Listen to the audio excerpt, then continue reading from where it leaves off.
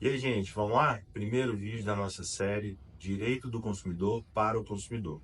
Como a gente tinha falado, tinha combinado, o objetivo aqui não é trazer uma visão aprofundada do direito do consumidor, não é trazer uma visão jurídica com conceitos, com teorias. Aqui a gente vai falar de uma maneira muito prática do direito do consumidor para que o consumidor entenda bem quais são os seus direitos, saiba como se posicionar em determinadas situações que ele vai vivenciar ali no mercado de consumo. Então, para isso, a gente tem que começar necessariamente falando do Código de Defesa do Consumidor, a Lei 8.078 de 1990. O Código de Defesa do Consumidor tem uma característica interessante. Diferentemente de outras normas, ele não tem uma linguagem técnica, ele tem uma linguagem muito acessível. Ele foi pensado exatamente para que o consumidor, quando estiver no mercado de consumo, possa acessar essa lei e saber quais são os seus direitos. Até por isso, é uma obrigação de todo fornecedor, de toda empresa, ter um exemplar do Código de Defesa do Consumidor à disposição. E você, sempre que precisar, pode consultar essa lei e saber quais são os seus direitos. E aí a gente parte para algumas questões que são muito fundamentais nessa análise do direito do consumidor.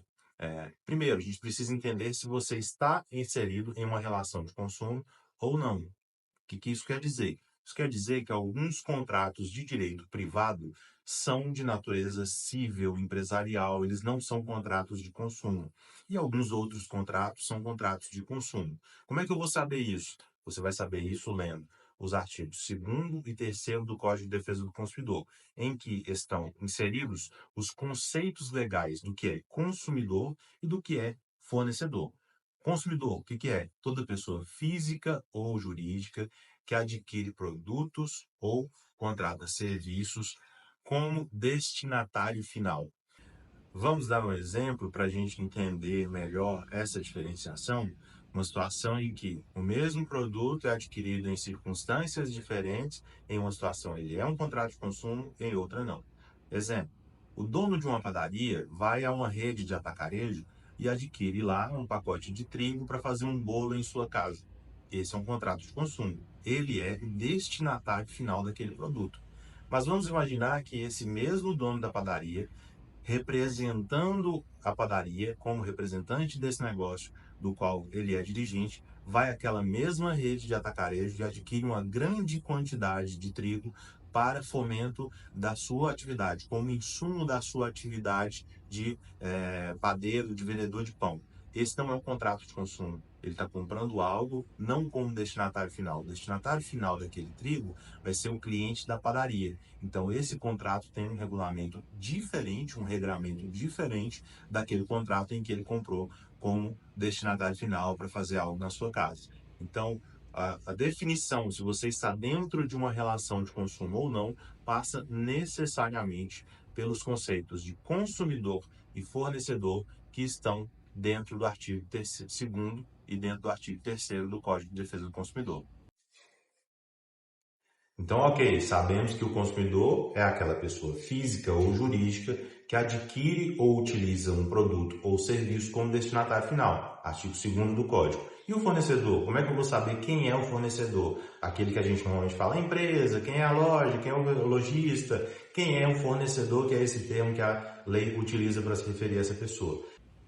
Fornecedor, nos termos do Código, é toda pessoa física ou jurídica, pública ou privada, nacional ou estrangeira, bem como até os entes despersonalizados. Quem são esses entes despersonalizados? É aquela empresa que não tem registro, é aquele vendedor que não tem registro. Ele também entra no conceito de fornecedor do Código, que desenvolve uma atividade de produção, de montagem, de criação, de construção, transformação, importação, exportação, distribuição ou comercialização de produtos ou prestação de serviços.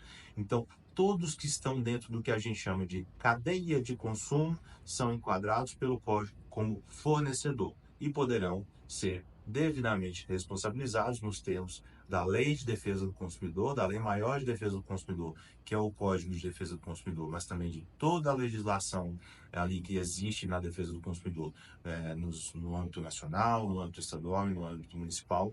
Ele poderá ser responsabilizado de maneira objetiva dentro de uma relação de consumo naquelas situações em que a lei assim determinar.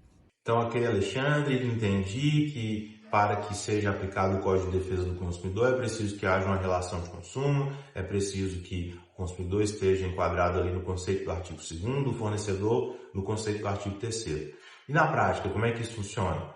Primeiro, a gente tem algo muito importante, muito relevante, que são os direitos básicos do consumidor. E os direitos mais básicos do consumidor são previstos ali no artigo 6º do Código de Defesa do Consumidor. Eu recomendo a leitura desse artigo 6º, você vai ver que é uma linguagem muito fácil, muito acessível. E a gente precisa citar aqui dois desses incisos que são talvez os mais relevantes, os mais utilizados no dia a dia do consumidor.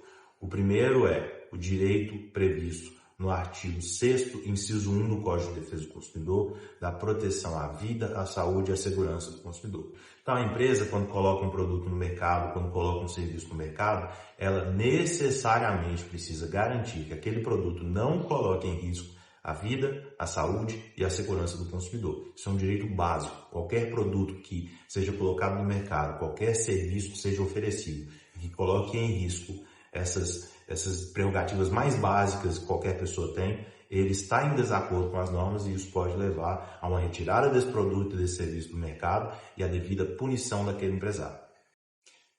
Um outro inciso muito importante, muito utilizado no nosso dia a dia, é o inciso 3 do artigo 6º. O que ele fala? Do direito à informação. E vai dizer que é um dever do fornecedor prestar ao consumidor uma informação clara, adequada sobre os produtos e serviços, com a especificação da quantidade, das características, da composição, da qualidade, de tributos e incidentes, bem como sobre os riscos que aquele produto apresenta. Então, linka lá com o artigo 6º, inciso 1.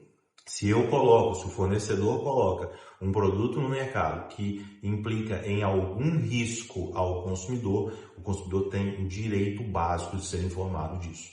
Então, eu recomendo fortemente a leitura do artigo 6º, todos os incisos, mas fica aqui a menção a esses dois que são os mais utilizados todos os dias pelos consumidores, por nós consumidores, quando vamos ao mercado de consumo. Esse é o primeiro vídeo da série. Hoje a gente começou falando um pouco de conceitos, falando um pouco de direitos básicos e nos próximos vídeos nós vamos adentrar em situações mais práticas, mais objetivas sobre o direito do consumidor. Esse conteúdo está te ajudando? Está sendo interessante?